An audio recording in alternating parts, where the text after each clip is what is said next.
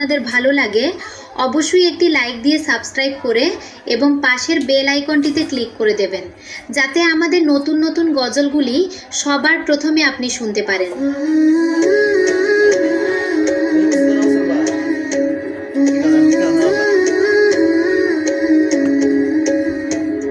কোরআন মধুর বাণী আমি যখনই শুনি আমার মন ভরে যায়।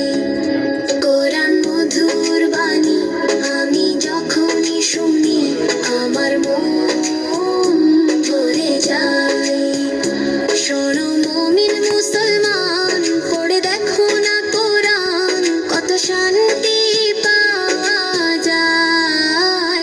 কোরআন মধুর বাণী আমি যখনই শুনি আমার মন ভরে যায়। প্রতিটি হরফে 10 10 নেকি আছে।